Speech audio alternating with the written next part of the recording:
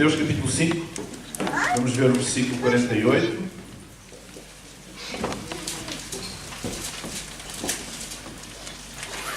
Deixem uma marca e depois vamos ao capítulo 10, ler um outro versículo, que é o 16.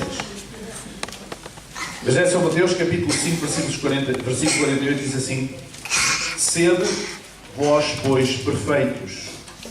Repita comigo. Sede vós, pois, perfeitos, como é perfeito o vosso Pai que está nos céus.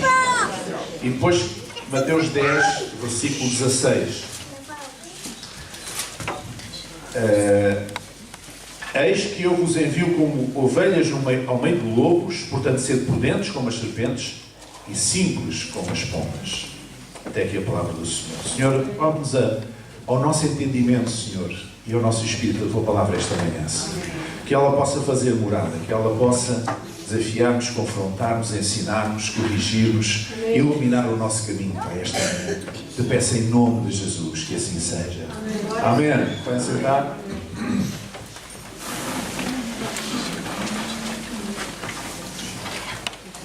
Jesus estava no Sermão do Monte, no célebre Sermão do Monte, nos inícios do seu ministério, e ele desafiou toda a gente que o estava a ouvir, incluindo os seus discípulos, desafiou toda a gente a tornarem-se seus discípulos, isto é, seus seguidores, seus imitadores. E Jesus lançou vários desafios a toda aquela gente, a toda aquela audiência que estava ali sentada pelo monte abaixo. Os gregos tinham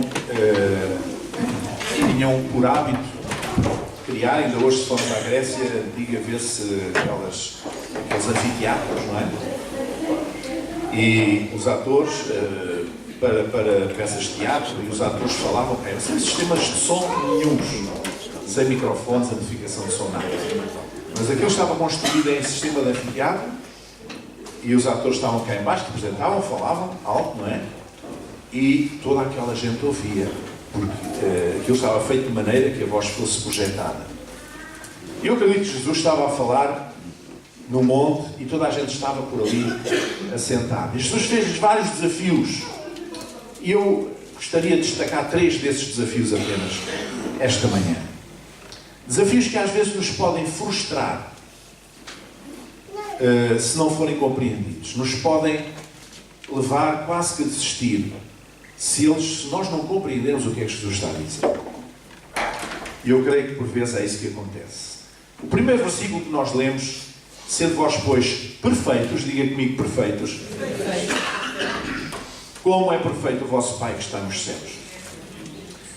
Será que Jesus está a exigir aos seus discípulos que sejam iguais ao Pai na sua perfeição moral? Será possível pedir uma coisa dessas a simples mortais? A simples homens e mulheres que estão presos à sua condição humana?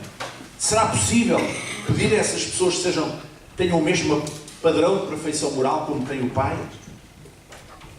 A perfeição de Deus? Será possível? Claro que não. Então o que é que isto quer dizer? Sabe, um dia Jó, e todos nós conhecemos a história de Jó e o livro de Jó, a certa altura ele teve um grande diálogo com Deus, que está registado no livro que tem o seu nome. E a certa altura são ditas estas palavras, lá em Jó 11:7. Porventura alcançarás os caminhos de Deus, ou chegarás à perfeição do Todo-Poderoso? É uma pergunta retórica que significa não. Então, se nós não conseguimos chegar à perfeição do Todo-Poderoso, à perfeição de Deus, porque é que Jesus está a dizer aos discípulos para serem perfeitos como o Pai? A questão é que, no grego, onde o Novo Testamento foi escrito, a língua em que o Novo Testamento foi escrito, este termo, esta palavra que é traduzida por perfeição, ser perfeitos, significa uma coisa diferente daquilo que nós estamos a pensar como perfeição. Significa ser perfeito, significa ser consumado, ser cumprido, ser realizado. Ou seja, isto fala-nos de cumprimento, de consumação, de realização. Nós somos, sim, chamados a cumprir o propósito de Deus para a nossa vida. É essa a nossa perfeição. Posso ouvir um amém? Amém. Se nós cumprirmos o plano de Deus para a nossa vida, o propósito de Deus para a nossa vida, então aos olhos de Deus somos perfeitos. Não é a perfeição moral de Deus que está aqui em questão, porque ninguém é possível lá chegar. O único ser humano que pisou esta terra e que era realmente perfeito, que nunca pecou, foi Jesus. E Jesus é o Filho de Deus. Amém? Nós não somos. Nós não somos nesse sentido. Nós somos filhos de Deus, da nossa natureza espiritual, mas somos humanos. Estamos presos a esta carne, a esta condição. E nunca poderemos ser realmente perfeitos como o Pai é perfeito. Nos anos 60, falava-se muito de ser tu próprio, ser igual a ti mesmo. Às vezes ainda hoje a gente ouve essa conversa. As pessoas dizem isso sem saberem o que é que estão a dizer. E falava-se nessa altura como se isto fosse uma novidade. Tens que ser tu próprio. Como se isto fosse uma novidade. Não, Jesus já tinha dito isso há muito tempo. Mas o ser eu próprio não quer dizer que eu seja louco ou que eu me sente em cima dos meus defeitos e das minhas virtudes. Ser eu próprio não é isso. Ser eu próprio é cumprir o propósito de Deus que Deus estipulou para mim na minha vida. E só assim é que eu me vou sentir realizado e cumprido. Portanto, o termo que é usado tem a ver com realização, com cumprimento, com consumação. Não tem a ver com um grau de perfeição moral, digamos assim. A perfeição cristã é um alvo, não é uma condição para ser discípulo. Sabe o que é que diz lá na carta aos Hebreus, capítulo 6, versículo 1? Diz, por isso, deixando os rudimentos da doutrina de Cristo, deixando as coisinhas pequenas, deixando o leitinho irracional, deixando aquilo que é próprio das crianças, dos bebés, cresçamos para a maturidade, deixando os rudimentos da doutrina de Cristo, prossigamos até à perfeição. E este prosseguir significa que é um caminho. O caminho da perfeição. Qualquer cristão deve estar no caminho da perfeição. Não é perfeito. Não é realmente perfeito como Deus é perfeito. Mas está no caminho da perfeição. Se Jesus é o seu modelo. Se Jesus é o seu autor, o consumador da sua fé. Amém. Deixando os rudimentos da doutrina de Cristo, prossigamos até à perfeição, não lançando de novo o fundamento, o arrependimento, as obras mortas e de fé em Deus. Ou seja, deixando aquelas coisas iniciais, aquelas coisas básicas, vamos crescer, vamos ser maduros, vamos ser pessoas mais crescidas. Vamos caminhar em direção à perfeição, vamos caminhar em direção a Jesus, que é isso que quer dizer. E finalmente, em Colossenses capítulo 3, versículo 14, talvez nós encontremos um versículo que nos ajuda a compreender esta questão da perfeição. Sobre tudo isto, diz o apóstolo Paulo aos Colossenses, revesti-vos de amor, que é o vínculo da perfeição. Amém. Sobre tudo isto, depois de tudo o que eu vos falei, de todos os conselhos que eu dei, de todas as orientações que eu dei, de toda a revelação de Deus que eu recebi e que vos passei, depois disto tudo, revesti-vos de amor, que é o vínculo da perfeição. Queres ser perfeito? Então ama. Amém? Amém? Este é o vínculo da perfeição. O amor é o vínculo da perfeição. Então, a religião aquilo que faz é tentar mascarar as imperfeições das pessoas, para que elas pareçam perfeitas. Não é? Como antigamente, na Idade Média, se fazia com as estátuas de pedra, as pequenas imperfeições do escultor eram dissimuladas com cera, com uma cera, depois era dado o tom, a tonalidade da pedra para disfarçar. E é daí que vem a palavra sincero, ou sincera, quer dizer sem cera. Tudo à vista, as imperfeições todas, não é? E nós, se quisermos realmente olhar para essa perfeição e se quisermos caminhar em direção a essa perfeição, precisamos de amar. Jesus estava no princípio do seu ministério, no Sermão do Monte, ele disse muitas coisas que as pessoas não compreenderam, muitas coisas que eram contra a cultura, que eram contra a corrente, que eram contra aquilo que era a prática religiosa judaica naquela época, e que eles ficaram um pouco confusos, sem perceber muito bem o que é que ele queria dizer. Mas ele Ele fez esse discurso de propósito para os fazer pensar. Às vezes nós precisamos de ser abanados para pensarmos um pouco, para pormos a cabeça a funcionar. Porque nós muitas vezes, porque vivemos em sociedade, somos parasitados, somos influenciados pelo pensar da sociedade. Por exemplo, as pessoas hoje em dia vivem completamente colonizadas pelos meios de comunicação social. E muitas vezes a comunicação social distorce a realidade. Muitas vezes, todos os dias, distorce a realidade. De uma maneira mais subtil ou de uma maneira mais descarada, eles distorcem a realidade para nós pensarmos uma coisa que não é bem assim. E por isso nós pegamos em jornais diferentes e as perspectivas são diferentes muitas vezes, mas a verdade é só uma. Não é? E nós não podemos, temos que nos defender disto, para não irmos atrás daquilo que nos querem vender, de qualquer maneira, porque se assim for, nós passamos ao lado daquilo que é a realidade. E nós, se queremos ser perfeitos, como Jesus disse, precisamos de amar. Amar.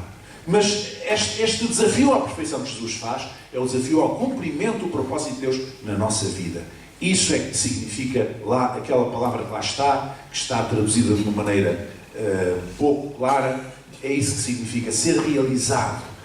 Deus quer que nós nos realizemos, que nós sejamos pessoas realizadas, que sejamos pessoas cumpridas, que cumpramos o nosso propósito, que cumpramos o propósito que Deus tem para a nossa vida. Porque se nós passarmos ao lado, nunca nos vamos sentir bem. Mas se nós cumprimos o propósito de Deus, então nós vamos sentir bem.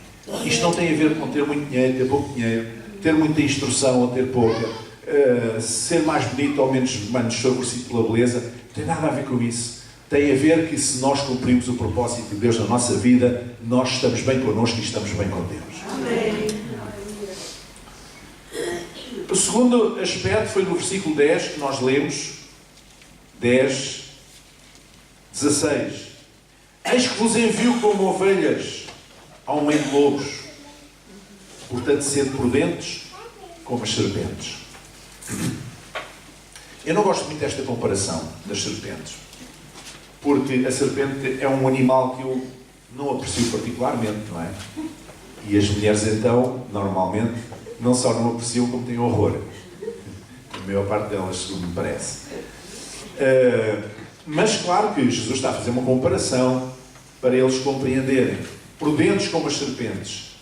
Bom, ele podia ter dito prudentes como um animal selvagem. Normalmente os animais selvagens são prudentes, especialmente aqueles que são solitários, que não vivem, não são gregários, que não vivem em grupo, que vivem sozinhos.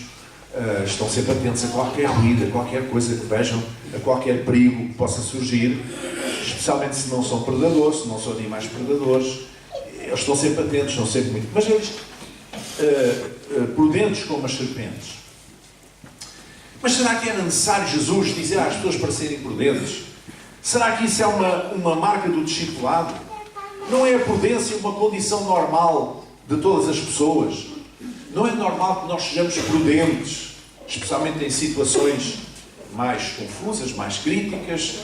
Nós temos alguma prudência? Não é isso que nos ensinam, que os pais ensinam aos filhos, a serem prudentes em algumas situações? Os pais dizem aos filhos: filho, não andes de bicicleta sem mãos e sem pés, senão depois, a próxima vez que andares, é também sem dentes. Não é? Ou que os filhos têm motas e os pais: ai, cuidado, filho, não sei o quê, olha que há tanta gente ali em Alcoitão, coitadinho, paraplégico, em casa de problemas de motas e coisas. Nós apelamos aos nossos filhos para serem prudentes, porque os amamos. Então a prudência é uma coisa que faz parte da natureza humana, ou devia fazer parte da natureza humana, da condição humana. Só que, mais uma vez, aqui o termo traduzido por prudência significa discernimento. O que Jesus está a dizer, ser prudentes, é tendo discernimento, tendo capacidade de distinguir as coisas, tendo capacidade de discernir. Significa possuir autocontrole também. É outra hipótese dessa palavra traduzida para o português. Autocontrole e saúde mental.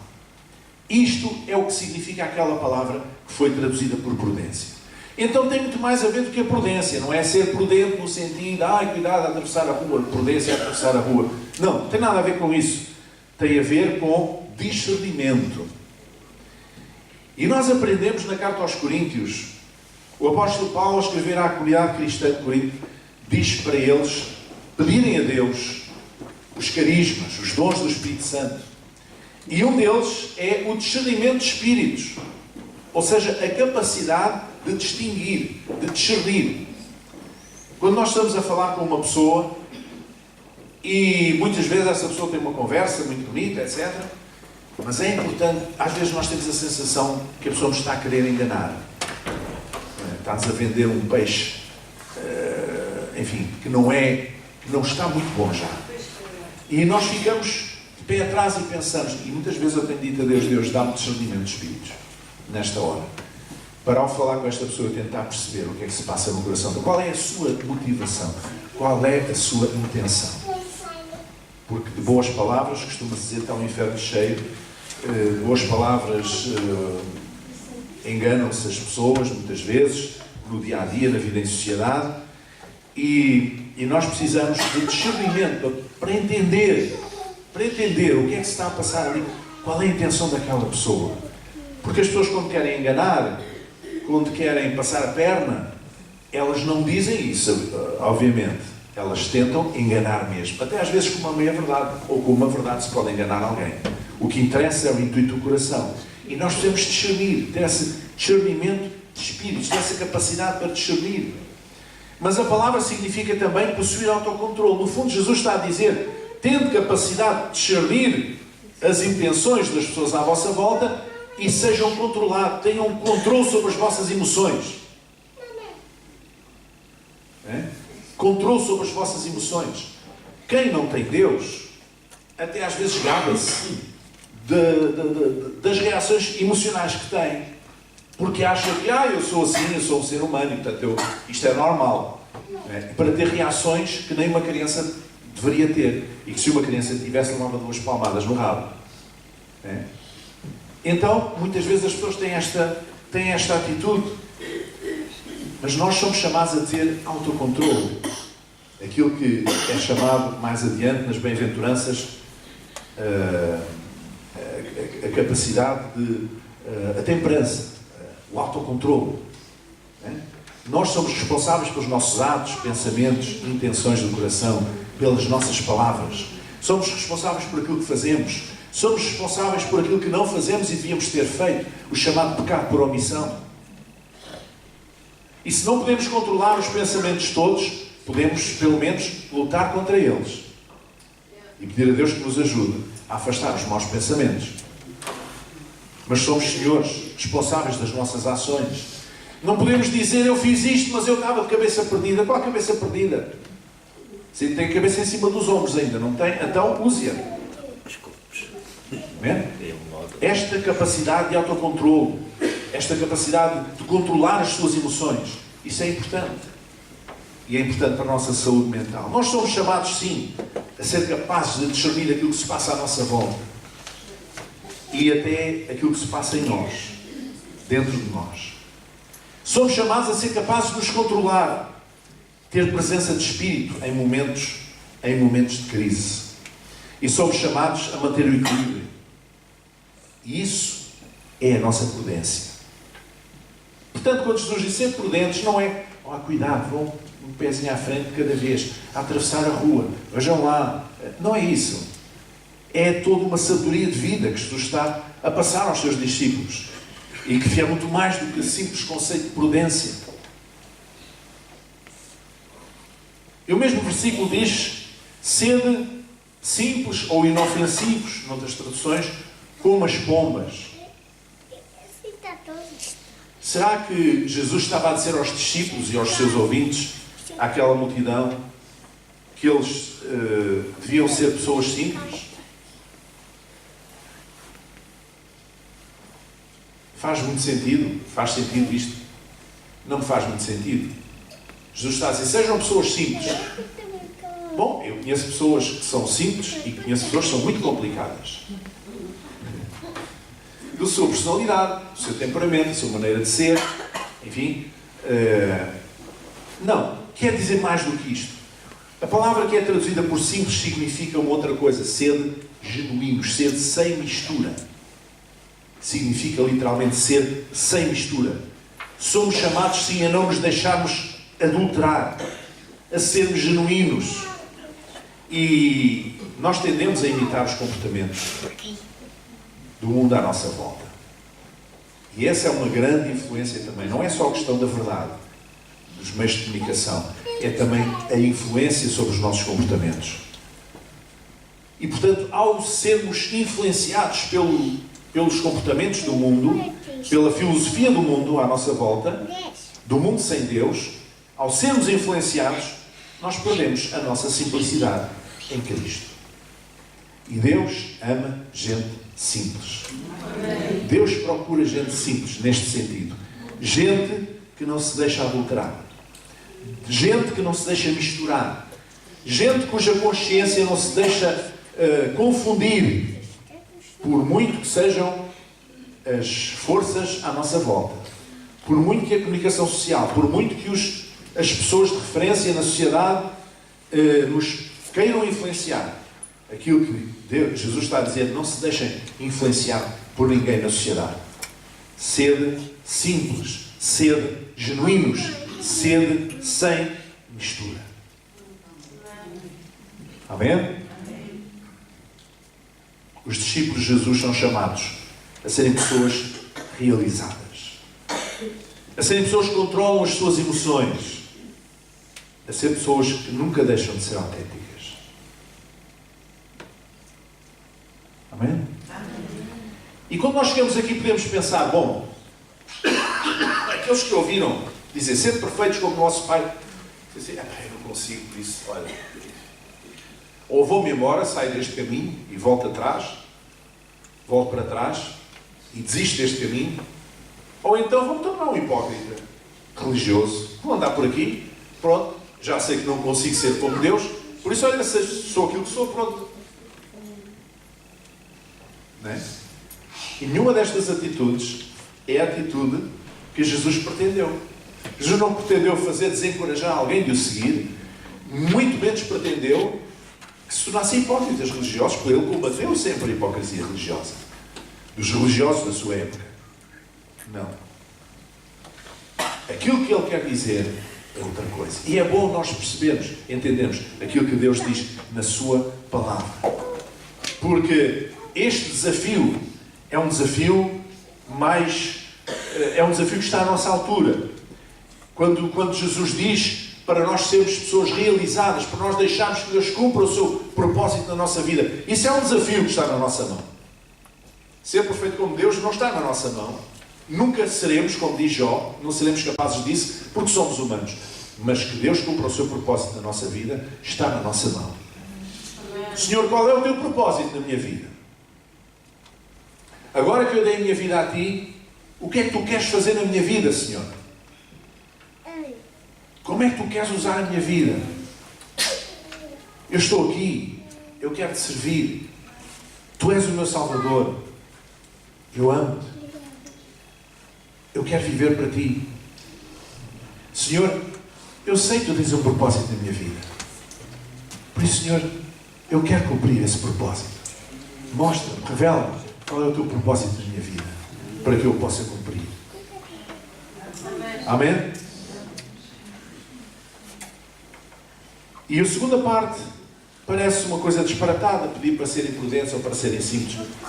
E a tendência humana, natural, é dizer assim, ser prudente. Não sou prudente. Quando eu atravessar a estrada, olho para um lado e para o outro. Enfim, tenho cuidado aqui, ali e tal. Quando saio de casa, vou agasalhado para não me constipar. Sou prudente. Ou simples. Eu sou muito simples. E pronto, não levamos isto a sério. Mas a questão é que não se trata nada disso. A questão é que aquilo que Deus está a dizer, que Jesus estava a dizer, era para sermos pessoas com capacidade de discernimento, e quem não a tem deve pedi-la a Deus, e autocontrole. Sermos capazes de controlar as nossas emoções. E isso está na nossa mão. Naturalmente. Nós podemos fazer isso. É um desafio que nos é colocado. Faz parte do desafio do discipulado. De quem quer ser um discípulo de Jesus, um seguidor. Seguir Jesus não é uma questão de um credo, de confessar um credo. Seguir Jesus não é uma questão de seguir uma religião. Seguir Jesus não é uma questão de cumprir determinados preceitos religiosos. Seguir Jesus é muito mais do que isso. Seguir Jesus é deixar que Ele habite em nós, no nosso coração, e que Ele transforme a nossa vida a cada dia. Que Ele transforme a nossa maneira de pensar, a nossa maneira de sentir, a nossa maneira de agir, a nossa maneira de reagir. Que Ele transforme os nossos sonhos. Que Ele transforme tudo em nós. Nós entregamos a nossa vida a Ele e esperamos que Ele possa mudar tudo em nós. Ele é Senhor. Sabe, o problema de muitas pessoas é que Jesus, para eles, consideram como o Salvador dos seus pecados, mas não o consideram como Senhor da sua vida. E Jesus Cristo, supostamente, é o nosso Senhor e Salvador. E quando eu digo que Ele é o Senhor da minha vida, pense naqueles dias de Jesus, onde existia sistema de escravatura, e existiu durante muitos séculos, e que era considerado normal naquela altura. Havia senhores e havia escravos, ou servos. E os servos, ou escravos, eram pessoas que não tinham autoridade sobre si mesmas, nem sobre a sua própria vida. Quem tinha era o Senhor dos escravos. E quando nós dizemos que Jesus é o nosso Senhor, devemos pensar em termos espirituais e em termos práticos nesta concepção, neste conceito. Eu não sou meu. Eu não sou mais meu.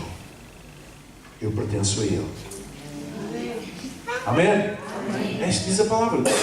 E portanto, se eu pertenço a Ele, é Ele que vai guiar a minha vida. É Ele que vai conduzir a minha vida. Eu preciso de confiar nele, eu preciso de crer nele, eu preciso de pôr a minha fé nele e deixar que Ele possa guiar os meus passos, abrir o caminho à minha frente. Não quero mais conduzir por mim mesmo, pela minha sabedoria, pela minha inteligência, pelas influências que tenho, pelos poderes que tenho, pelas capacidades que tenho, mas dizer: Senhor, abre o caminho à minha frente, mostra-me o caminho. Eu quero caminhar nas veredas da Tua justiça, por amor do Teu nome. Eu quero que Tu sejas o meu Senhor, o meu bom pastor, que conduz as suas ovelhas até o lugar seguro, para se dessedentar, para poder alimentar-se, para poder descansar à sombra. Eu quero, a minha vida está nas Tuas mãos, como a ovelha confia no pastor, eu confio em Ti, Senhor. Por isso guia os meus passos em todas as coisas, em nome de Jesus. Que assim seja. Vamos chegar em pé. Vamos curvar a nossa cabeça e fechar os nossos olhos nos momentos da presença de Deus. Aleluia. Os discípulos de Jesus são chamados a serem pessoas realizadas, a realizar o propósito de Deus na sua vida. São chamadas a terem discernimento, são chamadas a controlar as suas emoções e são chamadas a nunca deixarem de ser autênticas. Não se misturarem com os conceitos deste mundo. Não se misturarem, não se deixarem adulterar. Se tu tens problemas nestas áreas, se não te sentes realizado, se não controlas as tuas emoções, se tens dificuldade de discernir aquilo que se passa à tua volta, se tens dificuldade em ser autêntico, pede a Deus que te ajude. Põe a tua vida nas mãos de Deus. Ele vai te abençoar. Amém. Amém. Aleluia. Aleluia. Aleluia. Nós gostaríamos de orar por alguém que esteja nestas circunstâncias. Sai do seu lugar e venha aqui à frente em nome de Jesus. Alguém precisa de oração esta manhã. Porque este Deus que nos ama tão profundamente, este Deus que nos ama de maneira tão entranhável, de maneira tão profunda, Ele está disponível para nos ajudar, para nos abençoar, para nos fazer sentir realizados, para nos fazer sentir pessoas que cumprem o propósito de Deus na sua vida. Pedro era um simples pescador como todos os outros, como a maior parte dos discípulos mais próximos de Jesus. Mas um dia Jesus passou por ele e chamou-o. E ele encontrou o propósito da sua vida. Ele descobriu para que é que vivia. Para que é que tinha sido chamado a este mundo? Ele foi chamado a este mundo para ser um discípulo de Jesus e um apóstolo e um homem de Deus. Amém. Talvez alguns foram chamados para ser pais, para ser mães. Foram chamados para serem excelentes profissionais. Foram chamados para tanta coisa. Mas tu não te sentes realizado, é porque se calhar estás a passar ao lado do propósito de Deus na tua vida. Tira a equipa de louvor para vir e cantar este tema. Quando eu penso no teu amor. Aleluia, enquanto vamos orar. Mantenha a vossa cabeça curvada.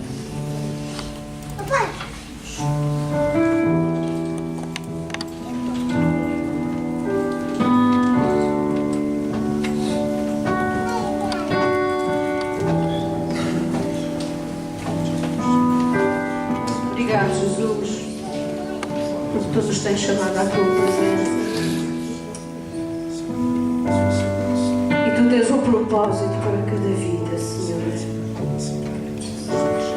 Ajuda-nos a encontrar o nosso propósito. Ajuda-nos a usar os nossos dons, os nossos talentos, as nossas capacidades no teu reino. E veremos a tua glória, Senhor, e a manifestação do teu amor. Quando penso em teu amor,